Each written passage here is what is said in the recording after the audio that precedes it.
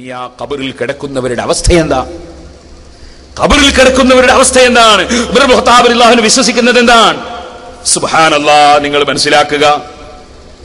മഹാനായ സയ്യിദുനാ അബൂബക്കർ സിദ്ദീഖ് റളിയല്ലാഹു അൻഹു, ആ സിദ്ദീഖ് റളിയല്ലാഹു അൻഹുവിനെ മഹാനവറുകൾ വഫാത്തായതിനു ശേഷം മഹാന്മാരായ സഹാബത്ത് കുളിപ്പിച്ചു കൊണ്ടുപോയി, നിസ്കരിച്ചു കൊണ്ടുപോയി അള്ളാഹുവിന്റെ ഹബീബായ നബി സല്ലല്ലാഹു അലൈഹി വസല്ലമ തങ്ങളുടെ ഖബറിന്റെ സമീപത്ത് കൊണ്ടുപോയി കിടത്തി.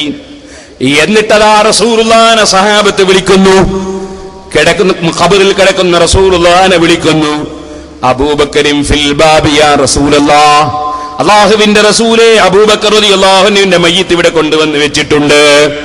തങ്ങളുടെ പിന്നിൽ അവിടുത്തെ മയ്യിത്ത് കൊണ്ട് കടത്താൻ സമ്മതമുണ്ടോ എന്നറിയാനാണ് വിളിച്ചു ചോദിക്കുന്നത്.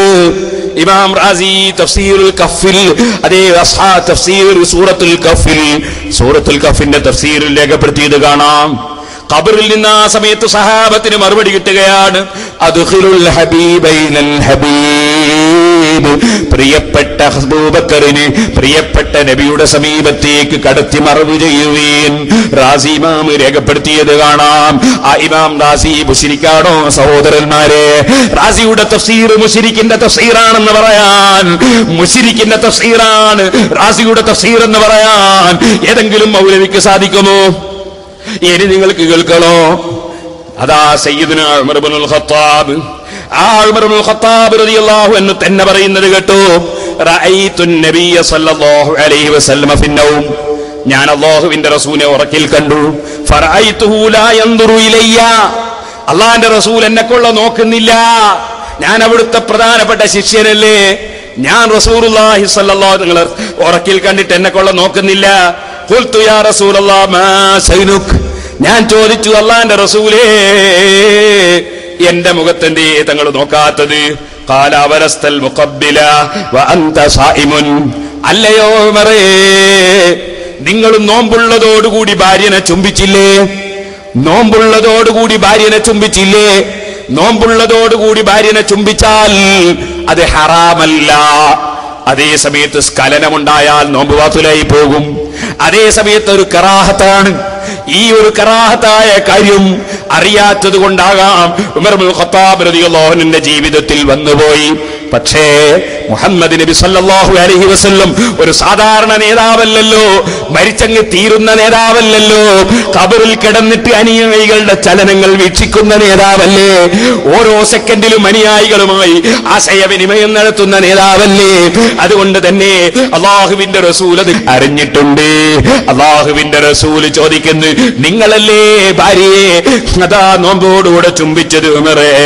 ഫഖുൽതു, അപ്പൊ ഞാൻ പറഞ്ഞു, വല്ലദീ നഫ്സു ഉമർ ബിയദിഹി ലാ ഉഖബ്ബിലു വഅന സായിമുൻ അബദാ, നബിയേ, ഇനി മരിക്കുന്നത് വരെ നോമ്പോടുകൂടെ ഞാൻ ഭാര്യയെ ചുംബിക്കൂല നബിയേ.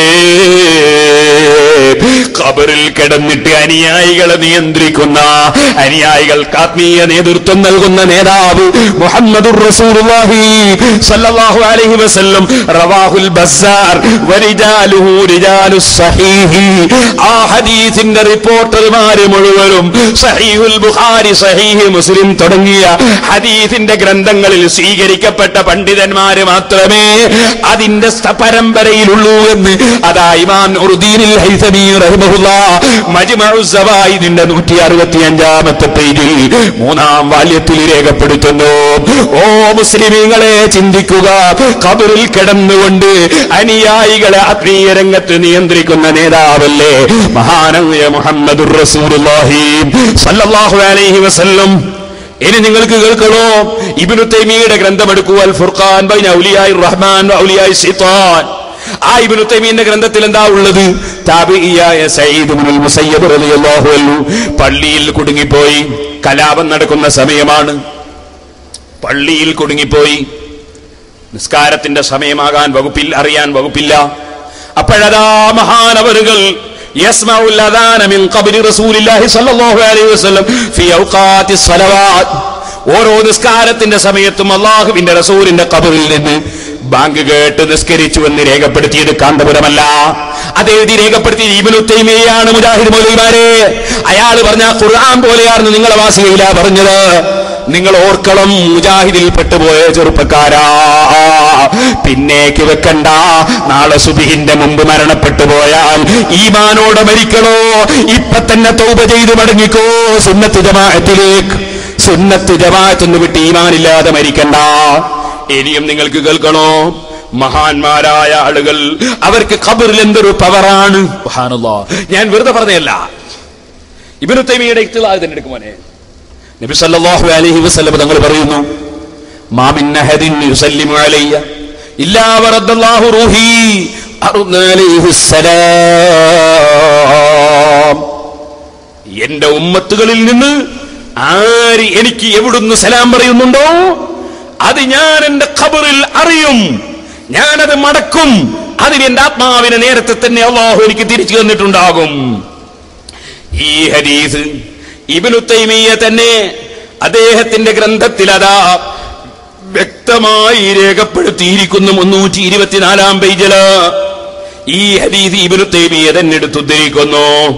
സഹോദരന്മാരെ, വഹാദൽ ഹദീസു അലാ ശർത്തി മുസ്ലിം, ഇത് ഇമാം മുസ്ലിം റളിയല്ലാഹു അൻഹുവിന്റെ നിബന്ധന പ്രകാരം സഹിയായ ഹദീസ് എന്ന് അദ്ദേഹം പറയുന്നു. ഇനി നിങ്ങളോട് ചോദിക്കട്ടെ, 5 നേരം നിസ്കാരമുണ്ട്, ഭൂമി ഉരുണ്ടതാണ്. ഉരുണ്ട ഭൂമിയിൽ ഓരോ കോണിലും അതേ 5 കോണുകളിൽ നിസ്കാരം നടക്കുന്നുണ്ട്. ഇവിടെ ഇശാവുമ്പോൾ ചില സ്ഥലത്ത് സുബ്ഹിയാണ്, ഒരു സ്ഥലത്ത് ദുഹറാകുമ്പോൾ വേറൊരു സ്ഥലത്ത് അസറാണ്, മറ്റൊരു സ്ഥലത്ത് മഗ്രിബാണ്, വേറൊരു സ്ഥലത്ത് സുബ്ഹിയാണ്. അങ്ങനെ 5 കോണുകളിൽ ഒരേ സമയത്ത് ഭൂമിയിൽ നിസ്കാരം നടക്കും.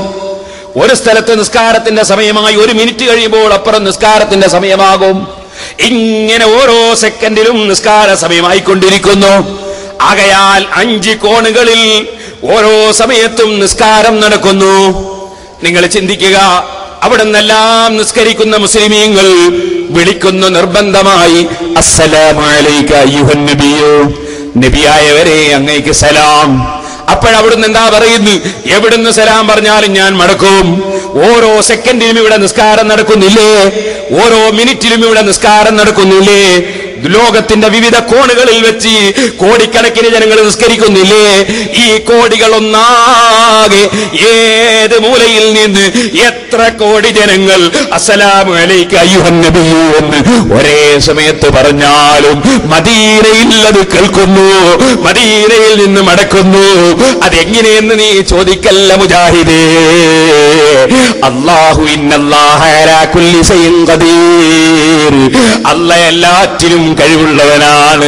അവൻ കൊടുക്കുന്ന കൊടുതി എങ്ങനെയെന്ന് നിനക്കറിയാത്തത് നിന്റെ വിവരക്കേട് കൊണ്ടാണ്. പടച്ചവന്റെ ഖുദ്റത്തിനെ നീ ചോദ്യം ചെയ്യല്ല. അല്ലാഹുവിന്റെ ഹബീബിന് കൊടുക്കുന്ന സ്ഥാനം നീ ചോദ്യം ചെയ്യല്ല. അത് ചോദ്യം ചെയ്യാൻ നിന്നെ പടച്ചവൻ അധികാരപ്പെടുത്തിയിട്ടില്ല. നിനക്ക് അല്ലാഹുവിൽ വിശ്വാസം വേണം, പടച്ചവന്റെ കഴിവിൽ വിശ്വാസം വേണം. അതില്ലെങ്കിൽ പിന്നെ നീ മുസ്ലിമല്ല. അല്ലാഹ് അവന്റെ ഹബീബിന് കൊടുത്ത സ്ഥാനമാണ്. ഈ ഹദീസ് ഞാൻ റിപ്പോർട്ട് ചെയ്തതല്ല, മുസ്ലിമിന്റെ നിബന്ധന പ്രകാരം സഹിയാണെന്ന് പറഞ്ഞത് ഇബ്നു തൈമിയ്യ അദ്ദേഹത്തിന്റെ ഇഖ്തിലാഉ സിറാത്തുൽ മുസ്തഖീം എന്ന ഗ്രന്ഥത്തിലാണ്. ആകയാൽ ലോകത്തിന്റെ എല്ലാ കോണുകളിലും ഓരോ സെക്കൻഡിലും വിനിമയം ഈ ആശയവിനിമയം നടത്തുന്ന എല്ലാവർക്കും വഅലൈക്കും അസ്സലാം പറയുന്ന ആ നേതാവ് വഫാത്തിന് ശേഷം അവിടുത്തെ പവർ എത്രയാണ് സഹോദരന്മാരെ? അതുണ്ടോ പറഞ്ഞാൽ തീരുന്നു.